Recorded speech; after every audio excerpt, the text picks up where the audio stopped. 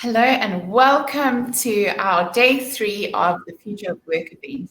And welcome to all the heads, deputies, HODs, life orientation teachers, any other subject teacher, and all the educational psychologists out there, and any other role you might play in a school.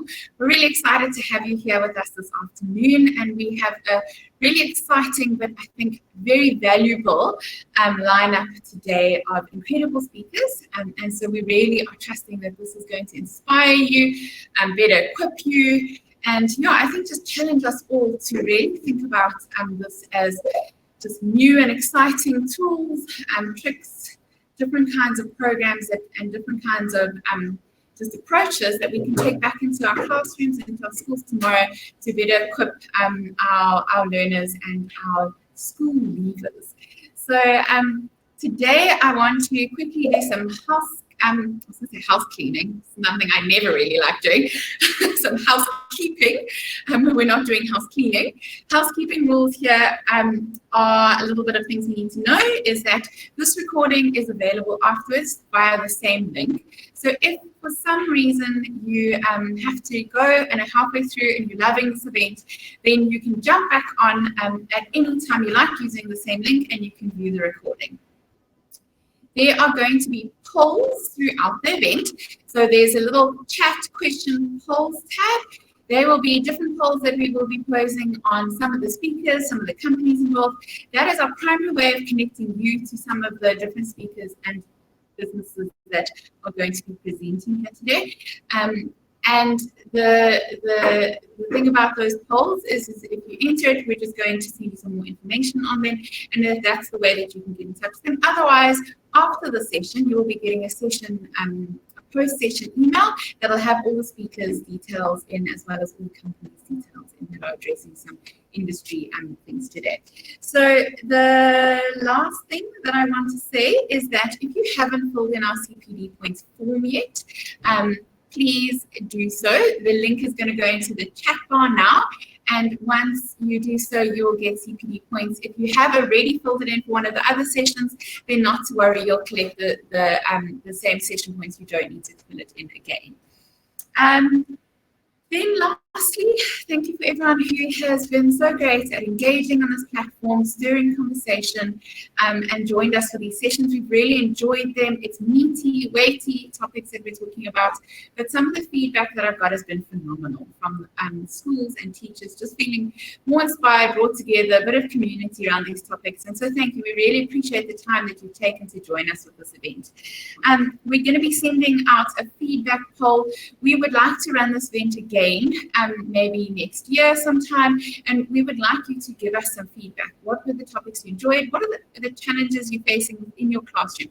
This kind of feedback from schools makes us really build these events better to benefit everybody. So we look forward to some of that feedback that's going to come in. Right. On to today's agenda.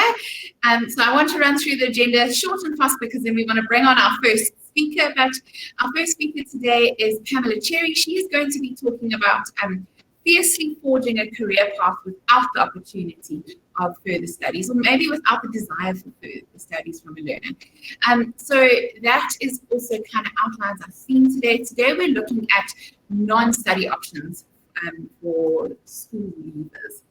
Pretty much our makeup of our country is that most kids can't go to university in our country. There aren't enough spaces in universities, and some of them simply just can't afford to do tertiary studies. But it doesn't mean that we should not be equipping them extremely well, and there's ways and means to do so. So today we're going to really unpack those topics. Our second speaker is going to be Thabang. He is from ENSAfrica, so this is one of the biggest law firms, and he's going to be talking about what are some of the skills that a first-time entrance into a workplace person needs. Long-winded, but what are those skills and what is that etiquette that will help them excel and succeed in their first couple of months in a new work environment? Then we're going to be hearing from Eduvelopment. They're going to be unpacking some things that you haven't seen yet from them, as well as having a discussion around career readiness.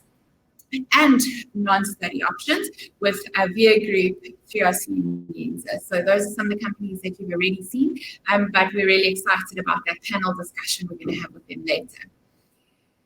So sit back, relax, enjoy, and I'm going to invite on stage our first speaker for today. Our first speaker is Pamela Cherry, and like I said, she's going to be really addressing, forging that career path without necessarily the opportunity to go to a university. Hi, Pamela. How are you? I'm good, thank you. Can you hear me well? I can hear you loud and clear. Pamela, the floor is yours, and I am going to drop off.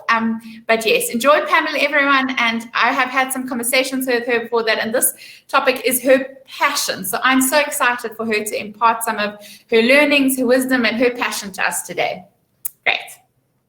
Thank you, Ashley. And hi to everyone that has joined. It's such an honor to be here, having a conversation that I hold so dearly close to my heart.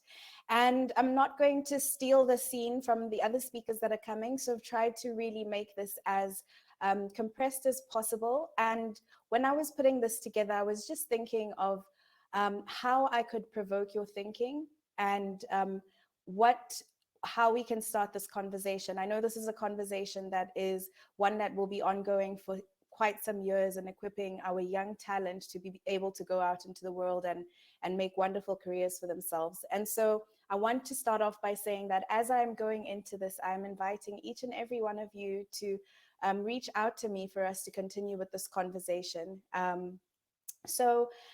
Speaking today about what we are going to be doing and how we can support our high school learners into going into the world of work in whatever form that looks like, in a way that is sustainable and can lead them to successful journeys. And with all the young people that I work with, and just for context, I work in the more graduate space, early professionals, tertiary space. And I've been dying and itching to get closer to the high school level, because I sit with a lot of graduates or scholars who have reached a stage where they don't actually know why they chose what they're studying. And it's very difficult to have conversations around where they're going and the jobs they're looking for, because I often feel like I wish I had sat with them at an earlier age, when they were still in high school, to have the conversations about the careers they're going into. And so thank you for this opportunity. I'm going to start off with some statistics and some direct quotes that will just really set the tone. I don't like to read presentation slides, but I will be doing that just for the purpose of these direct quotes that I found very, very important and well put together. So the Anzisha Prize, and you should look them up, they put together a report on unlocking Africa's job creators. And they work in the space of taking matriculants, high school learners, and putting them into programs that can build them up into entrepreneurs. And the one thing that they said in their report is there is a subset segment of the entrepreneur support ecosystem that is deeply underinvested relative to its potential for creating jobs for young Africans at scale. And they further went on to say that Africa has the largest workforce in the workplace in the world, yet we create so few opportunities for ourselves. Only 16 million jobs were created between 2008 and 2016 for Africans aged between 15 and 24. And to make matters worse, young Africans today are 3 times more likely than the generation before them to be unemployed. And this was prior to COVID-19. So it makes you wonder what that means currently. A statistic from the Quarterly Labor Force Survey showed that graduates are produced, so 190,000 graduates are produced from tertiary systems in South Africa. And in 2019, 41,000 of those found employment. It makes you wonder what happened to those that didn't find opportunities. Where are they today? And what conversations could we have had with them when they were in high school that might have made this look different? But we're not even talking about high school learners going into university in this conversation today. And I just want to put it out there that I am not an advocate for or against university. I definitely believe both routes have their merit. But this really is just a sobering fact to see that those who went into tertiary systems, the rate of unemployment is dire in South Africa, and these are South African stats, and across the continent, it is dire. And so what are we doing wrong? And I believe these conversations have already started. They've been had during these beautiful schoolscape sessions around the future of work. But essentially, we're creating and producing job seekers and very few job creators. And this is something that is easier to do, to really just get everyone into the system, take them through the learnings, try and shove them to university and to further study, and almost feel like, you know what, we've kind of solved a problem. But I think the job creator problem is one that has so many opportunities and rewards for Africa. It's just a more difficult journey to take with our learners. And so what I feel is necessary here is an ecosystem. It takes a village. It really does take a village to raise a child. And this conversation is one that is powerful, and there need to be so many more of these conversations at scale. And so when I say I'm grateful to be here, it's because I'm able to be around key players who fill this ecosystem.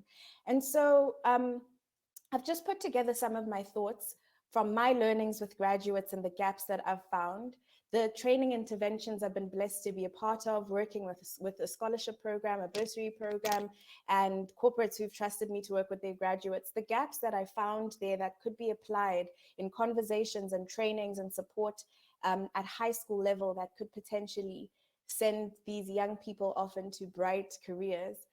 Those are the learnings that I want to share with you. So the first thing that I know and I pick up and I see all the time, I literally, every coaching conversation I have with a graduate, one thing that comes through is a lack of career awareness. And so for those who are going to graduate in university and are studying very hard, really working towards becoming book smart and going as far as PhD level, there are a lot of these graduates who don't have career awareness, and they chose these degrees because maybe it was forced upon them and all of that, but there is a lack of career awareness. And I can only wonder what that looks like to someone who's in high school and getting ready to go into the world of work. Career awareness right now is so crucial. And what are the opportunities that exist?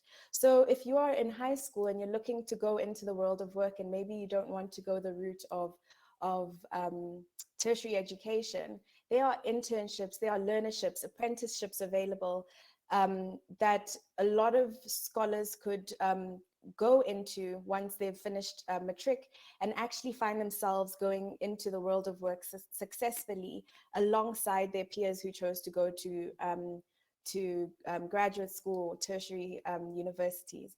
And so are they aware of these opportunities? Do they know how to apply for them? Do they have the right support when they're completing the applications? Do they know the timelines to apply for these things? Do they know why they should be applying for that, and what learnerships are suitable for them? Maybe it isn't the workforce job route that they should be taking. Maybe it's entrepreneurship.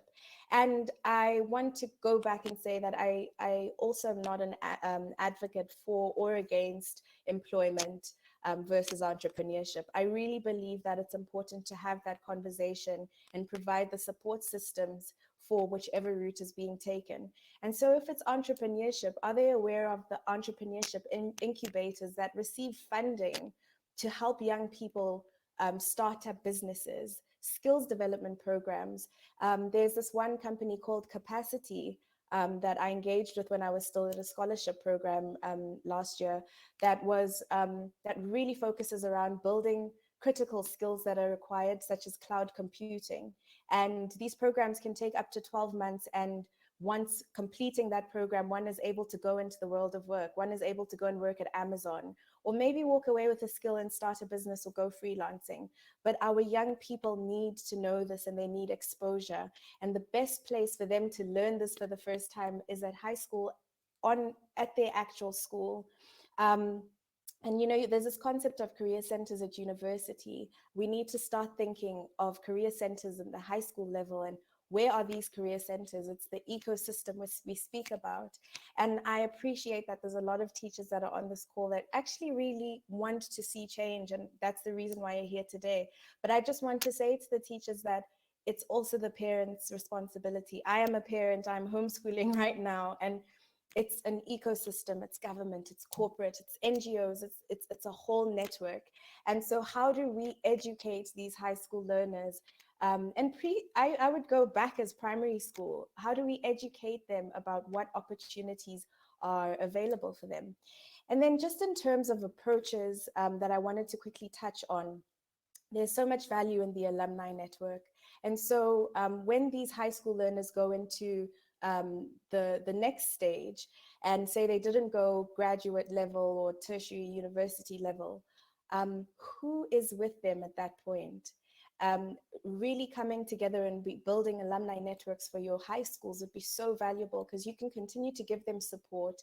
And once they break out into whatever work it is, entrepreneurship or the job market, they're able to come back and train those high school students that are still learning and show up as brothers and sisters who are there to speak about their actual firsthand experience. Mentorship models, strategic partnerships. What partnerships should your school be creating to get the support? You can't do it alone. There are many facilitators like myself and so many people who've been providing these sessions who are desperate to have conversations with high school students. So creating strategic partnerships with the departments, Department of Basic Education, seeing what already exists and what can be integrated into your current programs. Work integrated learning is so, so important. Giving your learners the opportunity to also get work experience and also to be able to practice in projects that they are able to build portfolios to show actual evidence of their skills. Career coaching and training. This is a trend that is really popping up, especially for graduates. And it needs to become a trend at high school level to be able to get people who are able to speak to them and teach them about what careers exist, and for them to understand their personality profiles, their career profiles, and to be able to go through assessments that they can do and leave feeling more confident and empowered in the decisions that they're making. And just as I get to the end of my presentation, I just want to give some ideas from a career readiness perspective. If you're thinking what sort of guidance needs to be given to prepare someone to go out into the world, this big, bad, busy, hectic world, self-awareness is a very big one. And it's something that some of us only really learn and pick up in our 30s. And what can we do to help them become more self-aware? How can we teach them to develop their research skills and build opportunity awareness of what actually exists? What are the career opportunities that are showing up in industry? What are the latest trends? What skill can I develop that wasn't there a month ago or a year ago that might set me apart?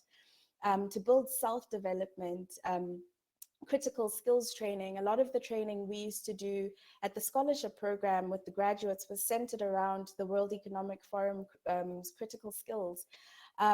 In-demand skills like cloud computing that I spoke about. What are the things that we can equip our high school learners to go out and be more than just an employee in a job, but to have a skill that is transferable? They might want to go into a hybrid model, and you find a lot of young people today who are partly working, have a side hustle, is a speaker and an influencer, and is probably a tech guru in some other space. And so how do we get them functioning in this world, this hybrid approach of gigs and the gig economy? How do we get them to take part in that? And it really starts at developing career readiness at a very early age. I hope you're not losing me, because I really am just trying to share as much as I can to get you thinking. But I want to go back and say that this is a conversation that has only just started, that we need to continue to have. I spoke about portfolio-based learning programs. Is there anything you can incorporate into your actual learning experience that you're giving to your learners that can give them evidence to be able to use to sell to a client if they have business ideas. Master classes for industry exposure. So just in closing, I just want to say that it really goes back to the ecosystem and how do we all come together and work together to help these young people go out into the world, regardless of whether they want to be an entrepreneur, a boss, a CEO, or go through an NGO route, regardless of whatever it is. How do we support them and hold their hands? Thank you so much for your time. And Ashley, thank you for inviting me here. Awesome. Thank you so much. Thank you. That was so enlightening, so encouraging as well. Just to think out the box and what we can do at school level still to equip, job creators. I think that kind of got me most of all. How do we produce job creators out of school that are actually going to create jobs not only for themselves, but for others? And so, I think that I feel super encouraged by it. I'm quite inspired to continue these conversations wherever I am. So I love that takeaway. Pam, thank you so much. I hope this is not the last of you that we see on Schoolscape stage. Thank you for jumping in. Thank you for sharing your wisdom. And also thank you for what you're doing for our youth and our graduates in this country. Go and connect with Pam if you would like to continue this conversation. If you'd like to dig a bit deeper into some of the programs she mentioned, she'll pop her email address and that in the chat bar, and then you can connect with her from there. Pam, I'm going to drop you off now, but thank you so much for your time, and it was lovely to have you here. Thank you. Bye. Bye. So next up for the next session, we're going straight into the workplace. From the business lifestyle, I say, we are going to be talking to Thabang Ratua, and he is from ENSAfrica. He is the head of human resources for ENSAfrica. Hello, Thabang. How are you? How's it going? Can you guys hear me and see me? Yes, we can see you up close and personal, and we can definitely hear you. Good. Awesome. So I was just introducing you to Thabang. So he heads up human resources for ENSAfrica. He focuses a lot on their graduate program at all levels of of the business and of the company. So he's going to speak to us today a little bit about the real workplace of the current and the future, how it's changing, how it's adapting, and some of those things that learners might need to be learning right now to be a success in their first workplace that they really step into after school.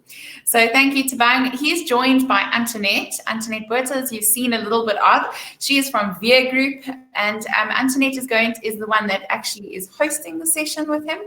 And Veea Group does a lot on the graduate side with ENSAfrica and with Thabang and with training their graduates. But today they're really looking at a level below that, starting early and starting at probably, I'd say, the right time to start equipping our learners to leave school well and succeed in their first career. So Antonette and Thabang, over to you. I'm going to leave now and let you enlighten our audience. Great. Well, thank you. Thank you, Ashley. And thank you, Thabang, for joining me as my industry expert for this segment. So just a little bit of further background on Thabang. He matriculated from the Sacred Heart College in Johannesburg, where his favorite subject was mathematics. He studied industrial psychology, and he enjoys coaching high school basketball, so a sporty guy as well. He has 9 years of experience in the graduate recruitment space, and he's currently the senior HRBP, like Ashley mentioned, looking after the graduate programs at ENSAfrica. And ENSAfrica is actually Africa's largest law firm. So it's really a pleasure to have you here, Thabang. Thank you for joining us. Cool. Thank you very much. Looking forward to it. So I'm just going to ask you a few questions as our industry expert. And starting out with, we often hear about workplace skills gaps between what graduates bring after studying and what employers expect. Can you tell us a bit about how it actually plays out in industry? What do you see where you are? Yeah.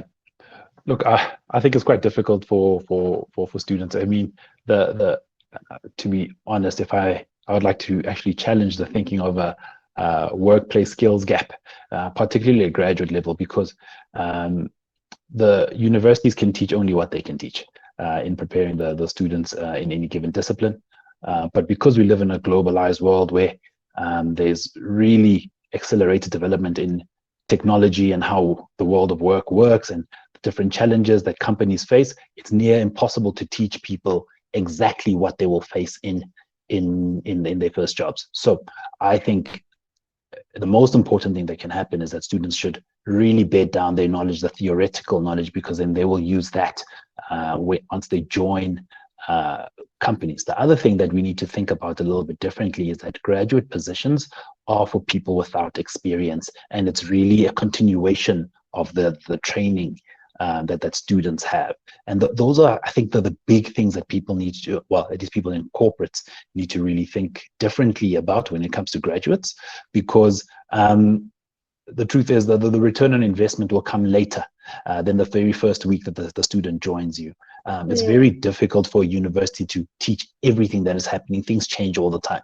As you can see, there was no way a university in 2019 could have taught any student how to deal with working virtually, as well as under a pandemic. But this is the situation we find ourselves in. Yeah. Okay, great. Thank you. Thanks for that. So moving to the school level, where we are, which is the focus for this event, do you think that there is that this gap, or you say that the corporates should also be they should also manage their own expectations, but is there a gap for certain skills that is transferable for schools that can be or should be addressed at school level already? Like Pam just shared with us a few of those type of skills that we could potentially intervene on at school level already.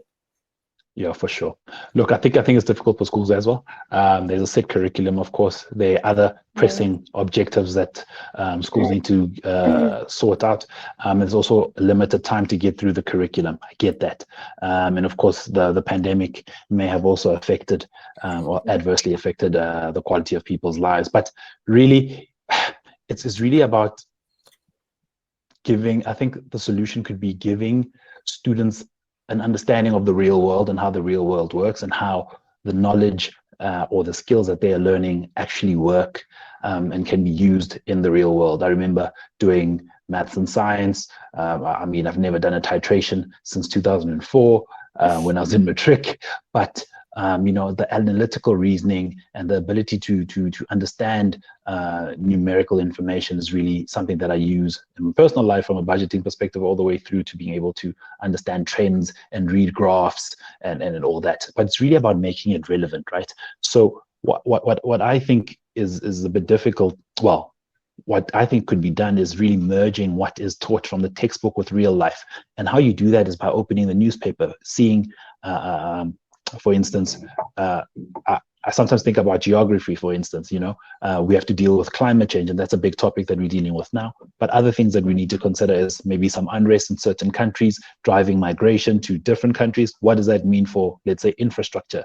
And what does that mean for services? So that could have a little bit of a touch on geography. You can always look at history to pick up trends to see how best to deal with some challenges that we have these days, but really it's about opening the newspaper and making the students learning and the content a bit more relevant to what's in the world. I'm studying my honors right now, and I do know that, having had some years of experience, the content in the honors program makes more sense, and it's more relevant now than it would have been had I taken the opportunity to study my honors before working.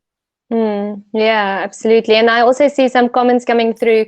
Karen, thank you about, maybe stepping in terms of confidence in presenting with technology or public speaking techniques, things like that you can actually take into the workplace as well, together with this, I want to say, commercial awareness about what's going on in the world. So if I can add something very quickly as well, so sorry to interrupt you. But I think there is also an opportunity to, for students to read quite broadly, let's say on a certain topic, and write, and critically analyze the themes in the topic across the different articles, and write an opinion on it that is based not only on what is written in the articles, but also on that basis theoretical knowledge that they've got from the teachers. That is something that can be used just to give them a better understanding of how to use the knowledge in real life situations. Yeah, and like you say, develop that critical skill muscle in the brain from a young age already. Okay, so my next question is, how do you think, or how would you suggest, from where you are sitting at the moment, in one of in Africa's largest law firm, which is one of the largest organizations or firms in our country as well. How can grade 11s and 12s proactively, what can they proactively do to prepare for the workplace? Considering that only a small percentage of students actually move on to tertiary education. Now, you already mentioned, about opening the newspaper and being aware about what's going on, but how can they, what other thoughts do you have of what they can start doing at that young age already?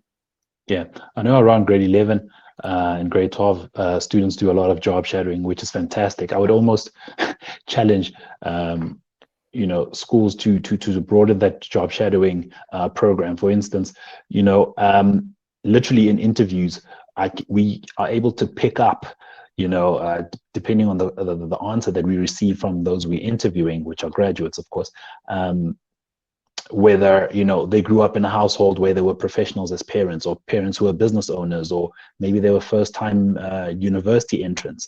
We pick that information up, and I do know that a job shadowing program is one of the best ways of, it doesn't exactly do it, but equaling the experience and the knowledge that students have. So something I would suggest is, and I do know, much like I did in grade 11, I pretty much asked my friend to ask their dads, two friends to ask their dads if I can go job shadow them. Students will probably do the same thing. So maybe there's an opportunity for schools to partner with the parents, where parents can then say what it is that they do, and pretty much have a repository, a list of what parents do, and then have the kids in the school select different careers that they would like to shadow. That's a very, very important thing. But I know the job shadowing period is typically like in August. You need to spread that over maybe 4 periods over the grade 11 year, so that students are forced to do a job shadow and actually do a bit of a portfolio of evidence, where they do an analysis of what that career entails, types of clients, and where it fits into the market, what people should study in order to do that, to follow that career. But of course, grade 11 is a time where you should be exploring as many of your interests as possible. If your interests can be developed in university, by all means go for it. But that is a great time to start getting jobs. Some people are interested in photography. Knock on the door of a photographer and ask to shadow them while they shoot weddings or landscapes or whatever it is that they do. But you have to be exploring, and you have to really push the kids to explore as much as possible in that time. And I think it ties in nicely to the ecosystem that Pam mentioned earlier, in terms of getting parents as well as teachers and then the scholar involved in this preparation. Just a final question, Ashley, I see you popped up there to get us off, but a final question, just to Thabang, is, from where you are now, Thabang, what advice will you give your 16 or 17-year-old self? Yeah, look, I reckon, man, high school is a lot, but really take a deeper interest in my studies. I think that's something that's very important. And just get used to the discipline of working hard, sacrificing your time, but also understanding why it is that you're at school. I love sport more than I enjoyed the content at school, but honestly, sport wasn't as important as the content at school. It's about getting our priorities right and making sure that our time and how we spend our time reflects those priorities. The other thing that I was really involved in is a lot of leadership activities, but a lot of them would take my attention away from the things that are most important. So really, whatever it is that I would be involved in should really reflect the priorities, and the main priority is getting a good education and developing those disciplines that I'm going to need when I am at university and a professional. Yeah, I think a good question to ask yourself is, am what I'm doing right now taking me a step forward to where I want to be in 3 years' time or 5 years' time? True. But anyway, I'll leave you with that. Thank you, Thabang, for your time. We right, really thank you, Ashley. appreciate Thank you, it Antonette. in your busy schedule. And yeah, we'll catch up with you again. For sure. Thanks. Blessings, everyone. Thank you very much. Bye bye. Wisdom being shown from industry there. So have a great day. Thank you for joining us. Thank you, Antonette. We'll be hearing a little bit more from Veea Group and Antonette a little bit later. But I think, yeah, Cara and Prinsley, I think you are really hammering the nail on the head. Maybe said that the right way. An English teacher out there, you can correct me. But yeah, I think things like presenting, CVs, asking for a raise, they're all such vital things that you can put in place from the minute you step out of school. In fact, from your matric holiday where you have a waitering job, you can use those skills. So I think thank you so much. I love the discussion. If you have questions, pop them in the chat bar. I'm sure that actually someone in the audience would likely be able to answer them for you. But yeah, I just loving the discussion and really enjoying some of those very, very, very valuable tips and tricks and topics that are coming out there. Next up, we're going to hear from Veea from Eduvelopment.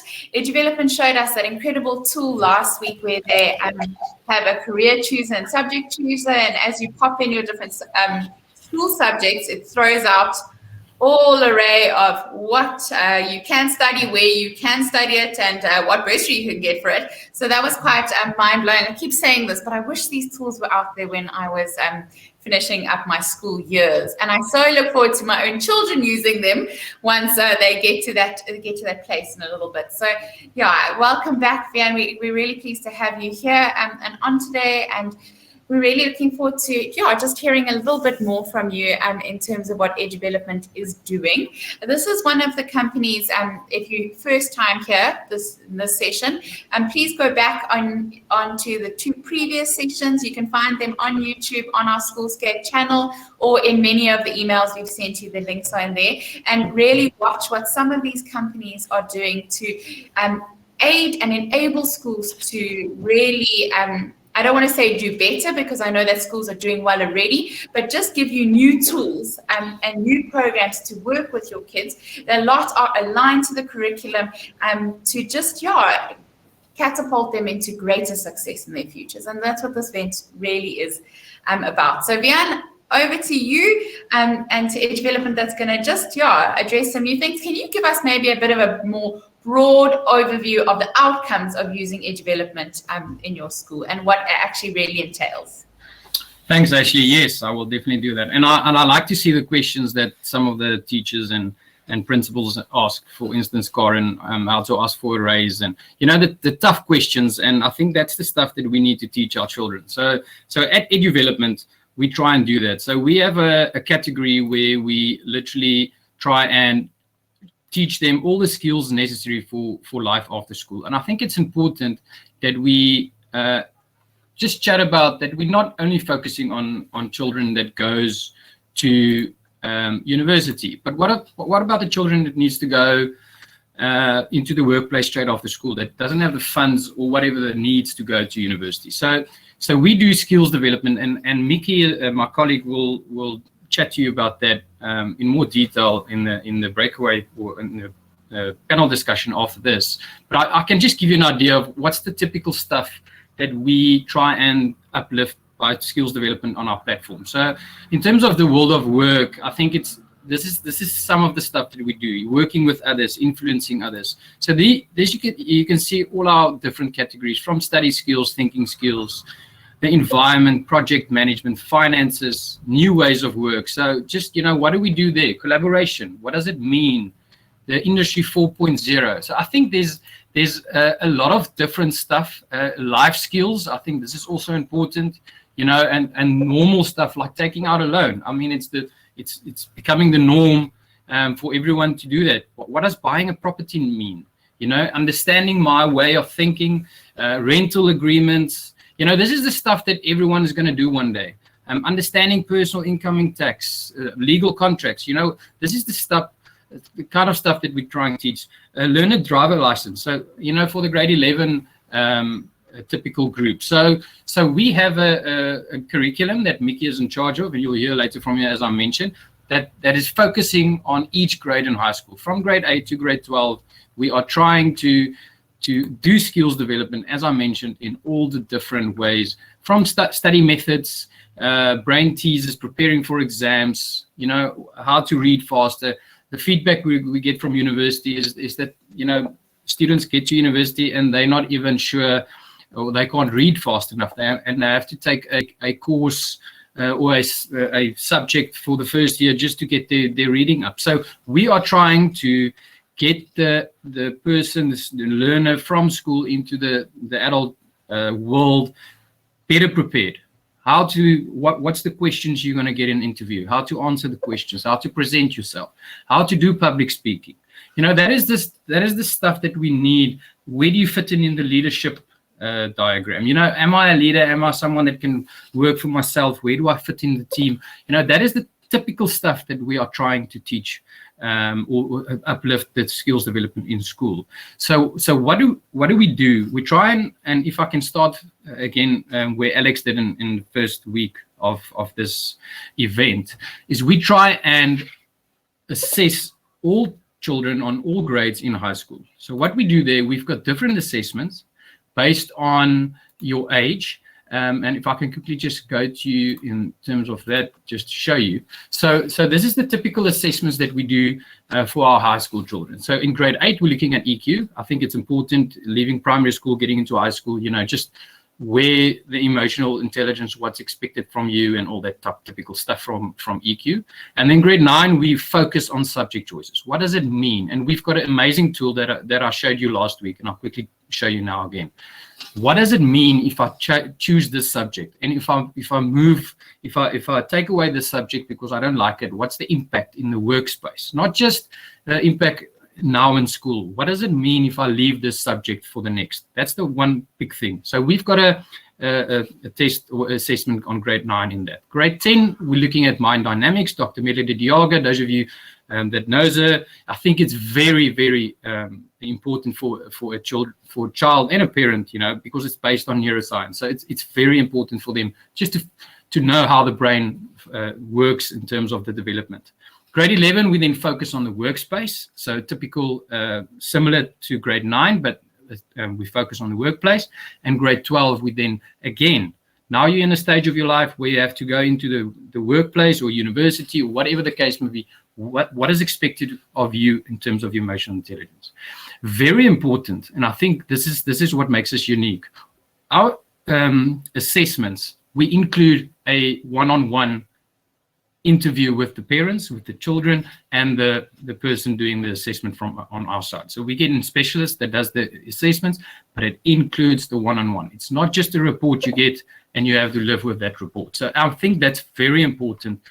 Just for the parents, you know, some parents get this massive report and they're not sure what to do with it. So ours include that session with the specialist that doing it on our side. So there we assess the child, we create a vision for him or her to say, this is who I am, this is where I need to go, and what is the path to get there. We then show them the path to get there. We've got an amazing platform in terms of what Thabang just said. It's very important to do job shadowing, but sometimes it's not necessarily an option for schools or your area or wherever you come from. So we have a video library where we can go to occupations and you can search any occupation from A to Z, from accountant to a winemaker to a hairdresser to whatever the case may be. You can say, I want to see the day in the life of, let's look at an accountant for an example. I want to see the day in the life of that person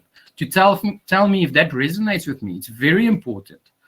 And it is not always possible for children and parents to do job shadowing in these days. So we have a catalog of all jobs where they can sit down 5 minutes and see, wow, I want to do this. I know the positives and the negatives. And I also saw a comment earlier, and TV has got a massive role in this. We watch one episode of this series or movie or whatever the case may be, and suddenly this is our goal. We want to become that person one day. But is it what the reality is in our life? No, not necessarily. We want to showcase that.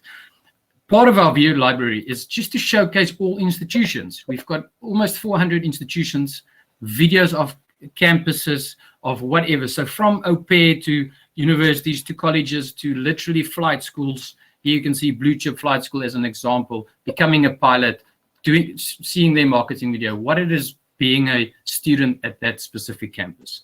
So we try and showcase the route to get to your perfect job.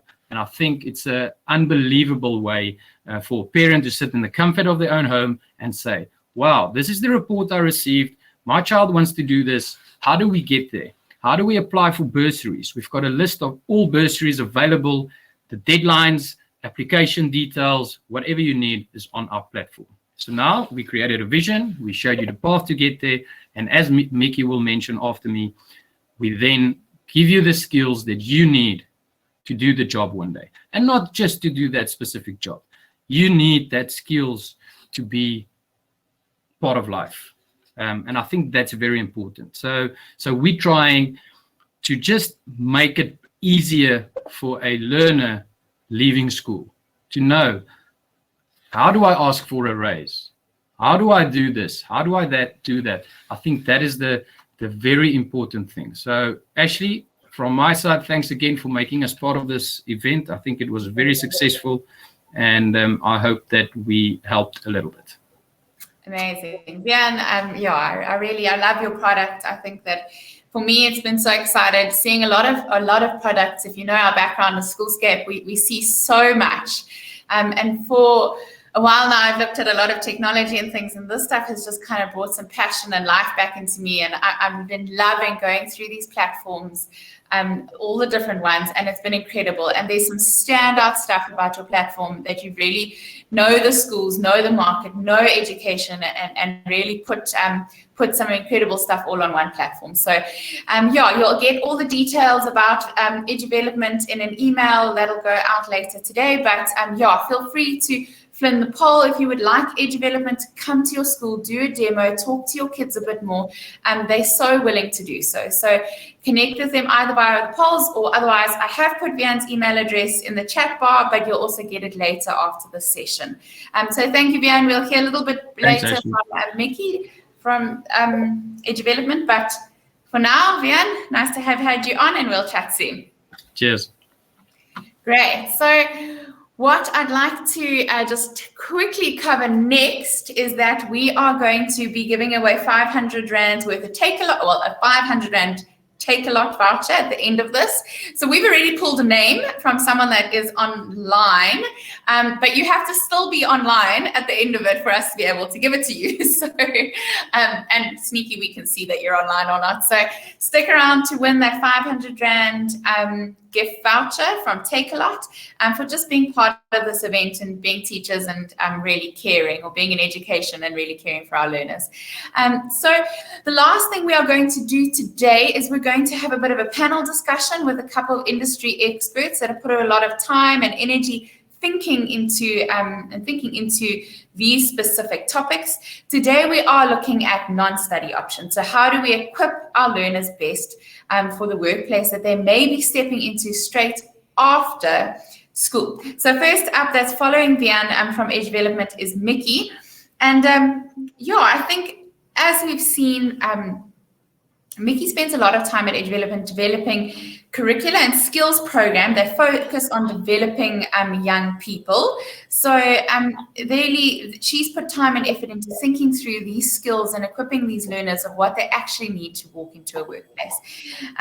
So I think let me kick off by asking you a question, and you can provide us a great answer to it. But what are the specific non-study options available in life and career skills that young adults need to develop to give them both those that are entering into the workplace success, as well as succeeding long-term in those workplaces? So Mickey, I think we'll hand over to you.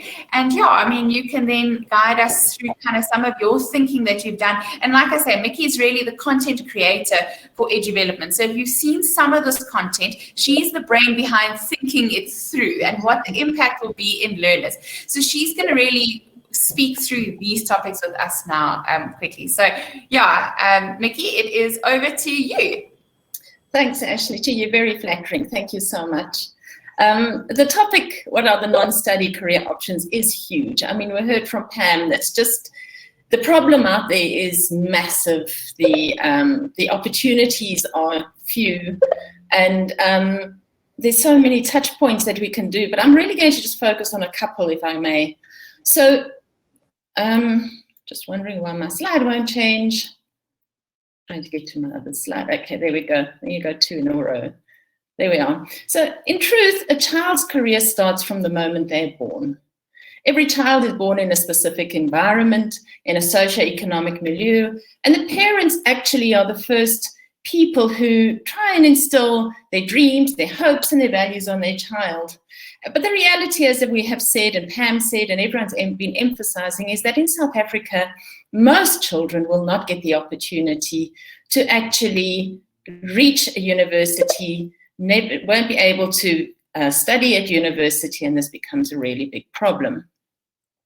I think what this platform has not really emphasized is this lovely little 3-letter phrase everybody in South Africa gets on their pay slip, and it's called an SDL, a Skills Development Levy. Do you know that every employee who probably pays tax as well pays a 1% Skills Development Levy on their salary? And this money goes to funding education through occupations. The money is distributed by the SETAs. The qualifications there are normally managed not by the Council of Higher Education, who manages university qualifications, but by the QCTO, the Quality Council of Trade and Occupations. So for every single career, there is actually an occupational route. And I know my slide's very heavy there, but if you look at it in the pink circle, it's really just to highlight and emphasize the importance of the fact that you can get to an NQF level 8, level 9, going through the career option. So where you have a lawyer is a university qualification, but those lawyers need support. They need clerks in the court. They need administrators. They need to have people who normally get a trade and occupation, who need to go into the workplace and earn a salary without going to university. I know my slide's terribly small. We look at engineers. You don't have to become a qualified engineer to do engineering skills. You can become a plumber, electrician. You can become a mechanic or fitter and turner.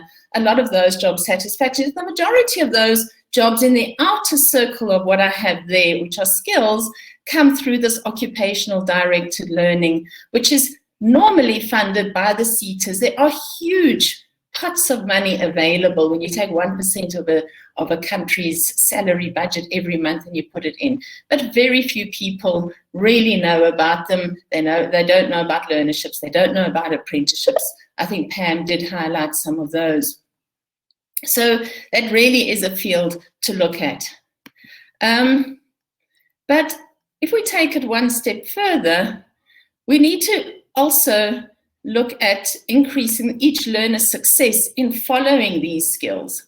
So I want to relate an example from my own past experience. I've been fortunate enough to work all in the schooling environment, in the tertiary education environment, and in the corporate environment. And at one stage, I worked in a corporate manufacturing environment, where we really did use skills development levies. As a company, we got around about 11 million Rand a year to look at skills. And we took on around about 40 to 60 matrics in a variety of careers, from apprenticeships, there were business administrators, there were financial administrators. And we had to take from hundreds of CVs, we had to filter down to this 40 or 60 students or matrics that we had. Of those, the majority had great results. The majority were enthusiastic. So we had to look at what we were going to be our criteria. And the biggest impact at the time that we looked at was, as a company, we were investing more or less on average 150,000 Rand per learner per year over several years. An apprenticeship takes around about 4 years. So what would give the company the best return on investment? Because it was huge for us. And the majority of those learners who go through the learnership, the skills development process, also become future employees, within an organization. Often they select the best, and those people actually just stay there.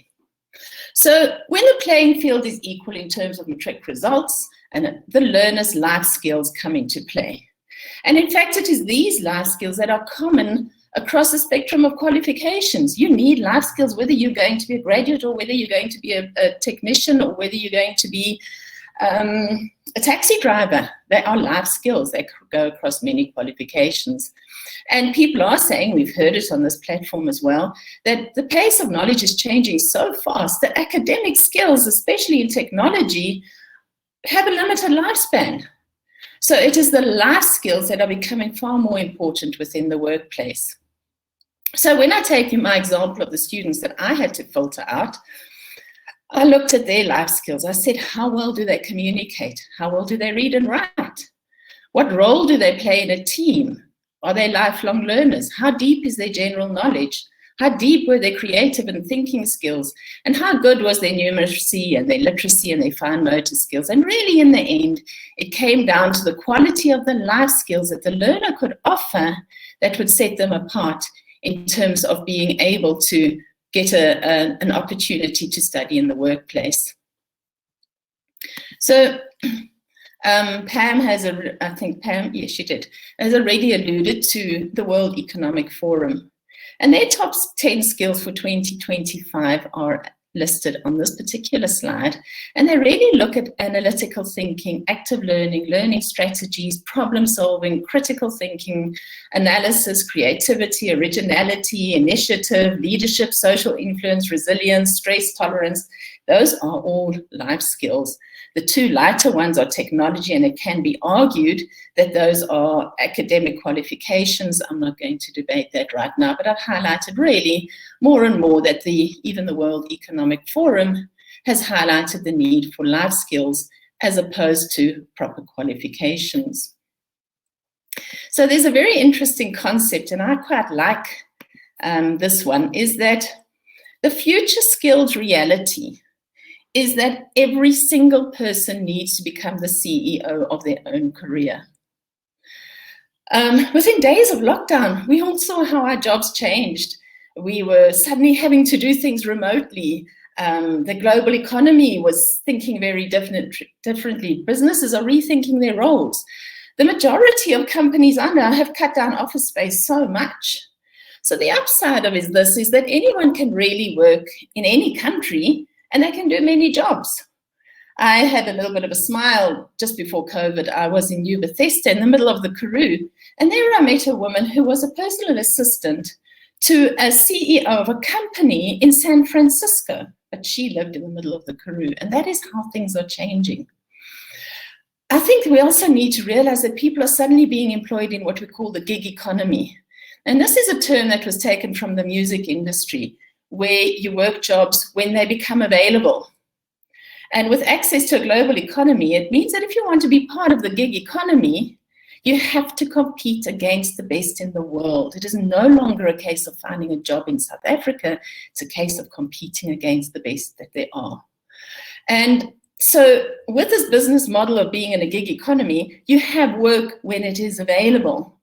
And that takes enormous resilience. It takes emotional intelligence to cope with having work 1 month and not having it the next. It takes so many skills to be agile, to feel secure in that environment. We all know that the monthly check helps us just feel safe that we can pay our bills. And so if you become the CEO of your own career, it means you have a core skill, which you market. But you also need marketing skills to market yourself out on that open platform. You need the financial acumen to manage yourself as a business.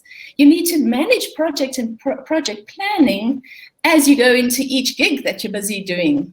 So we do have to manage our careers extremely differently. It's just become a survival in a need for where we sit in the world today.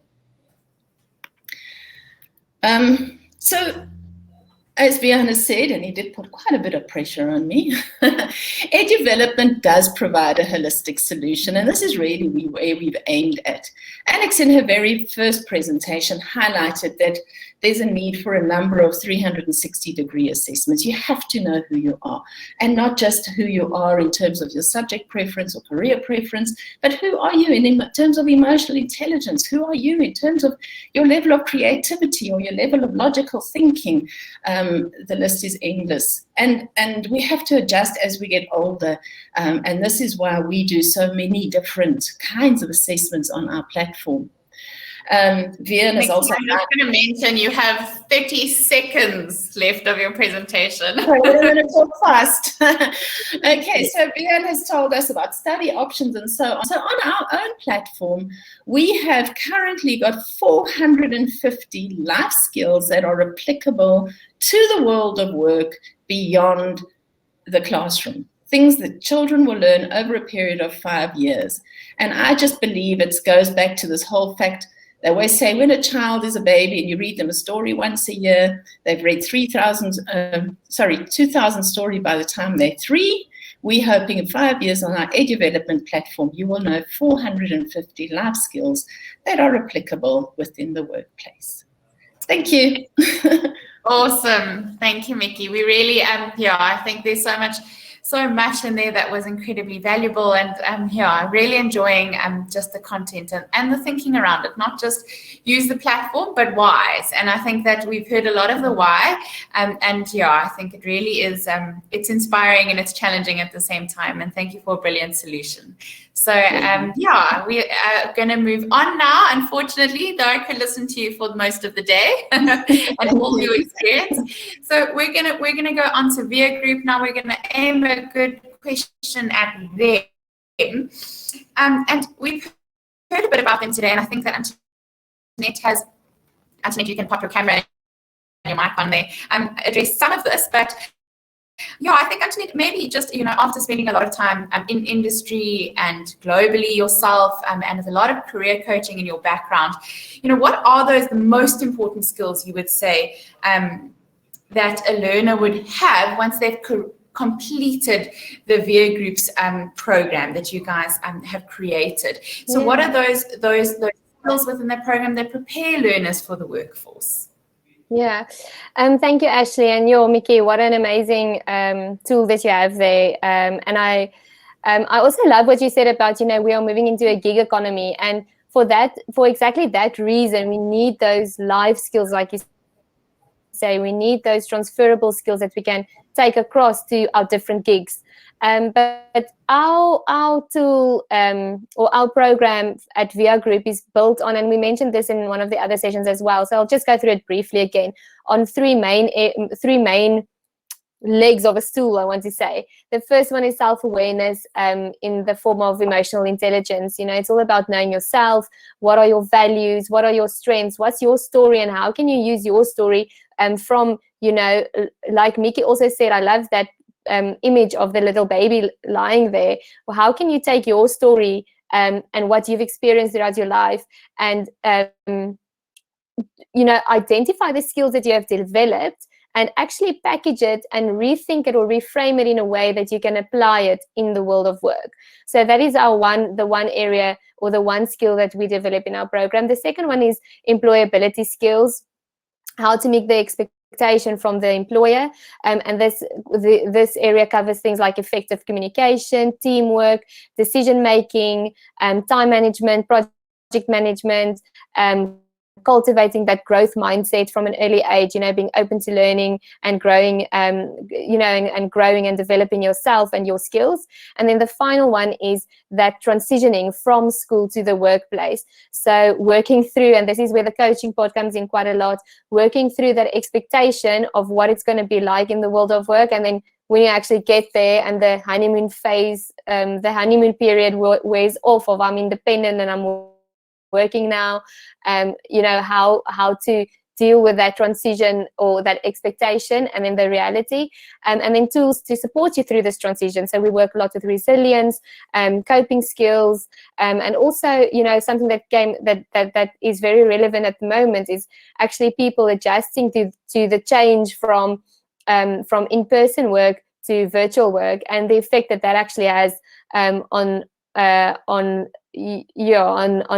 mental well-being and not having that interaction, and how to actually, and also skills in terms of how to be a good online teammate, and how to respect someone's online presence, you know, and how to connect with someone properly. So those are all new skills that we also need to think about. And the story Mickey told about the PA in sat in the Karoo, if we are competing against the you know, the world's best people, how do we do that? What skills do we need to actually compete at a virtual level with the best in the world?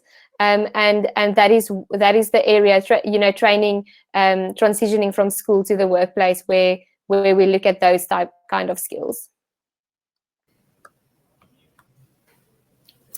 Thanks so much, Antonette. You know, everyone. Hi. No, sorry, I don't know if you lost me there for a moment because my thing said reconnecting, but anyway, I hope you got the gist of it.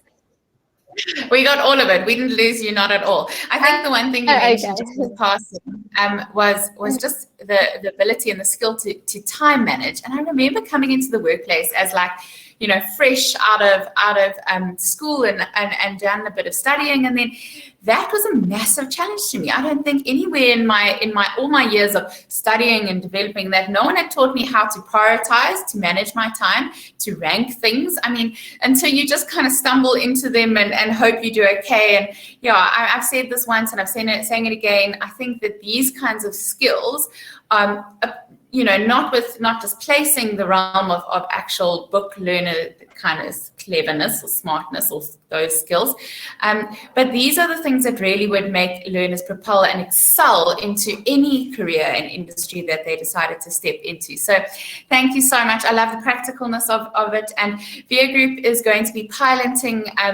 their product or their program, shall we call it. It's not just an online program, but an actual program in school. So if you're interested in connecting with Veea Group, please go and click connect with them in the polls, and then Antonette will actually be in contact with you. And if you just want to continue this conversation with Antonette, she can pop her email address also just in the chat bar, and be sure to connect with her.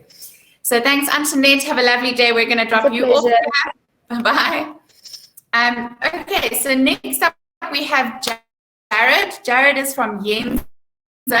Jared, I Love Yenza has their slogan or their tagline is a smart careers guide. It is so smart, so smart, so chic, so efficient. When I first kind of got to know Yenza, I was playing a little bit with their tools and their testing things and seeing how it goes, and it is so fun. That's the one thing I say. They've gamified it that any learner that is so used to fast, flashing tech and that actually gets a thrill out of it. And so, I think, Yenza, you guys are pioneering an incredible product.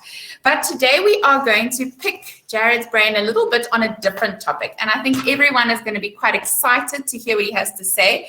But we want to focus on that grade 9 certificate for a second here. There's lots of talks of a lot going on around grade 9. Should learners be allowed to leave school? Shouldn't they be allowed to leave school? So, Jared, I know that you've put a lot of good thinking into this area and studies into this area. And what do you think about the grade 9 certificate? What are other study options for kids that it is the right thing for them to leave at grade 9? And you've spoken a lot about, in your previous session, about a skills-based economy. How's the skills-based economy actually now beneficial to learners that might leave school in grade 9? Cool, thanks, Ashley. Can you hear me? Yes, clear. Perfect. The reason why we have put a lot of thought into this is that we're actually piloting and have partnered with the DBE, rolling out this GEC initiative, this General Education Certificate for grade 9s. Yes, I suppose there is quite a bit of controversy around it. I believe it's a positive move. because ultimately we have the latest statistic, which is extremely alarming. 73% of our youth are unemployed. And kids having to leave school in grade 9, there are a number of reasons for that. One of those reasons is those kids are having to go out and work in order to take care of their families. And why should kids like that be excluded from the economy? And so what the government are trying to do is they're trying to create a policy around the fact that many jobs, there's a general prerequisite that you have to have a matric, otherwise you don't qualify. So they're trying to tackle that, and they're trying to make sure that more people are included in the economy. The reason why the DBE are very excited about working with us is what you had said there, Ashley, where we have innovated a lot in the assessment space. We've built our assessments to be highly inclusive. We've got multilingual functionality. Our assessments are the fastest assessments online. They're very engaging. They're very easy to use. They're very data light, and they work on any kind of device. So the government are quite excited about the scalability around, or the ease around the assessments that we built. But the purpose of the project is to firstly make a grade 9 assessment mandatory. That's the idea, is to make grade 9 assessment mandatory. And then if they don't see it as an exit point, they don't want to encourage this as an exit point for grade 9 learners, but they want to give them career direction and optionality and provide some form of a bridge, especially into the vocational areas that have been mentioned today. So we've got a huge TVET college ecosystem. We've got a massive amount of demand around special trades that isn't being fulfilled, that require specialized skill.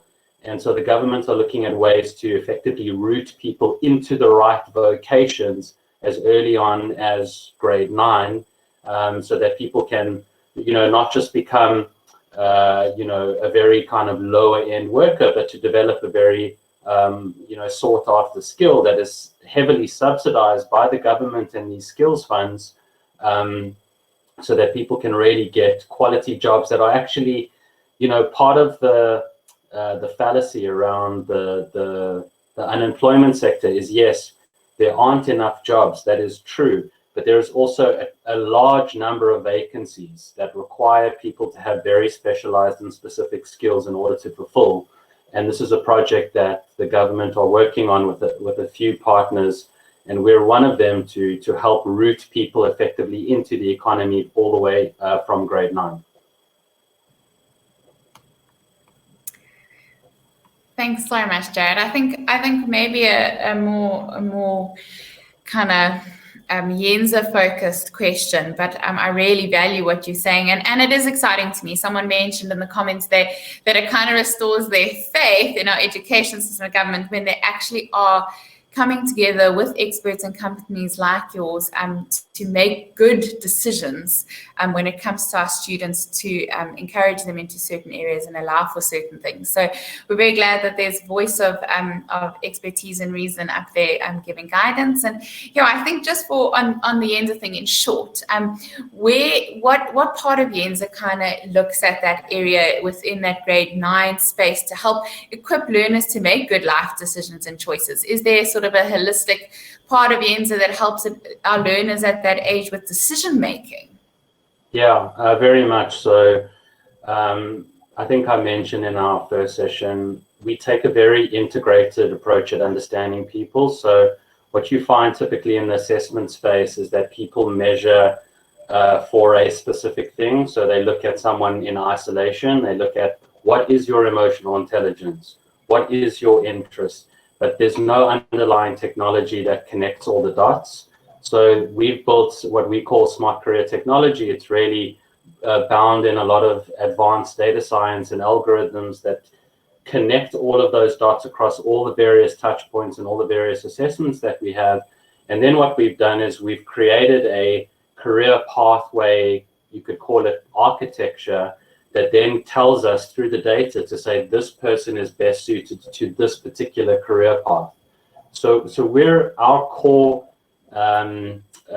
differentiator and value is around figuring out, using the very best of science and technology, figuring out what the correct career path is for the person to pursue. And this is why government are wanting to work with us on that, because we can actually look at it from an integrated perspective on an individual basis, but then also understand how that maps and routes into the economy. Brilliant, brilliant. It's good. And I mean, I'd love to see the back end of some of the data that you guys are sitting on, just to see where young people's interests are actually lying in a grade 9 space. What do you want to become one day? You ask that to a 7-year-old and it's whimsical. You ask that to a grade 9 student now, and I think it might be mind-blowing. I certainly think that they're thinking far more out the box than maybe we did when we were in grade 9. But thank you so much, Jared. We're looking forward to seeing more of you on Schoolscape events. But yeah, have a lovely afternoon, and thank you for sharing a lot of your wisdom and your insight with us this afternoon. I really enjoyed it. Thanks so much, and thanks to everyone who's stuck it out. Awesome. So if you want to connect with Jared, continue this conversation with Yenza, please go to the polls and click connect with them, so that Jared will then get hold of you or pass a bit more of their platform's information onto you. Cheers, Jared. Have a good afternoon. So last up, we have Suzette. Suzette is from 3RC. So we heard a little bit from 3RC last week on private tertiary options, okay? So 3RC focuses on showing kids what other opportunities are out there that are not state universities. I think one of my biggest takeaways from that session was really thinking about that private institutions have the ability to think about 30 years on and start to prepare learners now for what that might look like in very practical work-based scenarios, as well as adapting their programs and their learnings and their curriculums for the changes that are happening now in our work environment. So I think that was really quite exciting. It's good thinking. But Suzette, welcome. And I have a quick question for you before we close out on the session and we give away a 500 Rand Take-A-Lot voucher. But in your opinion, Suzette, do all learners need some kind of tertiary education, or are there other opportunities for learners to enter into a skills-based apprenticeship or entrepreneurial program that you know of and you've worked with on 3RC side? Hang on, I'm sorry, Suzette, you are muted. If you just can unmute yourself. Happens to the best of us regularly, shall we say. There we go. I'm going to ask you if you just click unmute.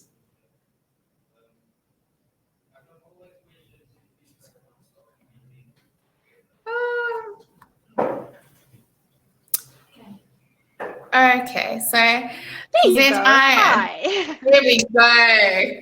Little technical glitch. Thank you for being with us there, everybody. Suzette, welcome. Now you may take the stage. Hi there. In my personal opinion, no. Not every student or learner is meant to study. There are many apprenticeship options out there. If you just go to careerportal.org under the apprenticeship section, there are easily like 200 pages of apprenticeships that are paid apprenticeships that are available. Also, there are programs available to matrics and after schoolers who just want to do something different with their time to become an entrepreneur. One of my favorites is the School of Entrepreneurship. What they offer is a gap year with a difference. It's so easy to do. I'm absolutely astounded by their service. It is part of the Lions Den group, so you know that you are going to get quality from it. They offer you coaching from people who are entrepreneurs themselves. They are all masters in their craft. They have been running their own businesses for absolute ages. So you know that when you walk out of that course, you will be able to run your own business. Apart from, being coached by the best, they take you through the whole process, both the legal as well as the personal attributes that you need to be an entrepreneur. They teach you how to open a business. They teach you how to pitch. They teach you how to market yourself. And I mean, I can honestly rant on about them from ages, but we feel that the one thing that is very much missing to get to that point is critical thinking and self-knowledge. If you don't know what you want, and more importantly, what you don't want, then you are going to take the route that teachers and parents and guardians push you to. And unfortunately, in our experience, a lot of parents are still pushing for the you need a qualification situation, which is completely untrue. I mean, we need more people with hard skills and technical skills, like your boilermakers, your bricklayers, carpenters. And if we can have those people have the hard skills as well as the knowledge of how to promote themselves and how to run a business, I think we have a winning combo.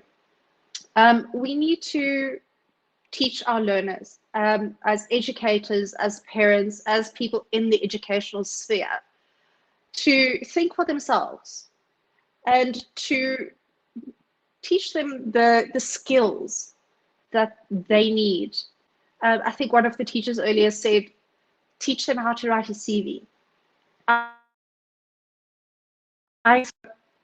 And some of them are downright shocking, and no one's going to hire you on that. So things like that, they're all readily available on the internet. Khan Academy, Skillshare, websites like that, where you can basically get an education for free.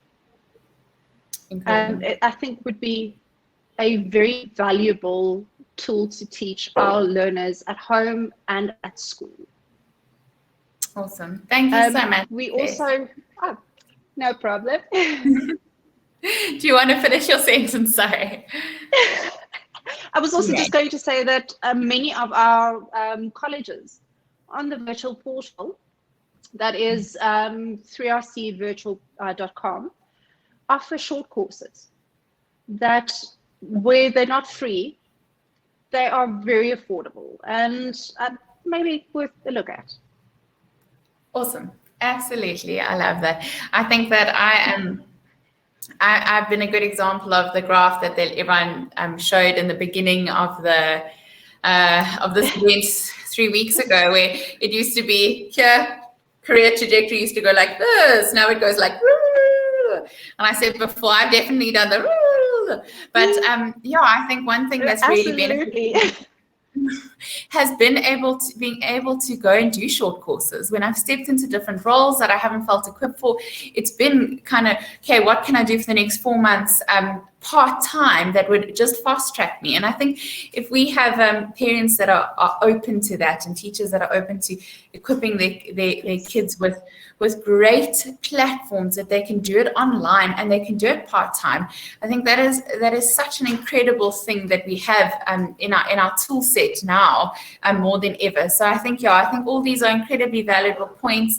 Thank you so much. Thank you so much to 3RC, what they're doing in that private tertiary space. If you're interested in having 3RC kind of connect with you in that, please pop and indicate so in the poll section.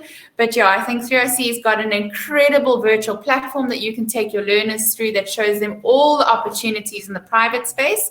And then also, yeah, if we missed their session where they spoke on private studies and kind of debunking some of those thinking around it, that it's not as good as a degree or it's more expensive than a degree and it's this and that, go and watch our second session. It's very valuable. It did definitely broaden my thinking of what my kids could study one day. So Suzette, thank you so much. And it was really a pleasure to have you guys part of the event. Thank you so much, Ashley. Okay. Bye. Bye. So that brings us to the end of our Schoolscape Future of Work event. Please, like I said, if you want to connect with any of the companies or any of the speakers that have been on any of these sessions, please indicate in the polls today, but you'll also get an email with all the speakers' details in, as well as all the companies' details in that will follow this, and another one on Monday morning that you will be able to connect and make those connections and continue these discussions in your classroom. So last but not least, I would like to hand out or give away a 500 Rand Take a Lot voucher to someone. But also, just before I do that, I want to say a ginormous thank you to everyone that has been part of this event. I think it's been an incredible starting point to some good conversations that I am trusting we're going to continue with in the future. What I would like to say is that from Schoolscape side, if this is your first event or that you've attended with us, welcome. But one way to follow our updates and our events that we're having is we're going to be driving that on social media, so on both our Instagram account and our Facebook account. So in the chat bar, we're going to put our Instagram account and Facebook account. Follow us and like us and share us, so that we can keep you up to date with events like these that we are doing that address important topics in schools that aren't part of our normal IT tech event or premier event, but that are a little bit breakaway and yeah, I think discuss a lot more of the human pedagogy side of schools than the procurement side possibly. But yeah, so thank you to everyone. We're really excited to have shared these moments with you, shared this thinking with you. I'm excited for the impact it may have in our country and in your classrooms. And so last but not least, we want to say a massive congratulations to Lisa Brady. You have won yourself a 500 Rand Take a Lot voucher. I wish I could give all of you 500 Rand Take a Lot vouchers for the incredible work you're doing with our kids. But if you keep coming to Schoolscape events, inevitably one day you will win one of these wonderful vouchers. So have a lovely afternoon, everyone. Thank you for sticking around with us until the end. And yeah, keep doing what you're doing and doing it so well in education in South Africa. We appreciate you from Schoolscape side, and you must have a lovely afternoon. And I'm sure you are all very much looking forward to school holidays just around the corner. So hold out, and we'll see you in the new term. Bye.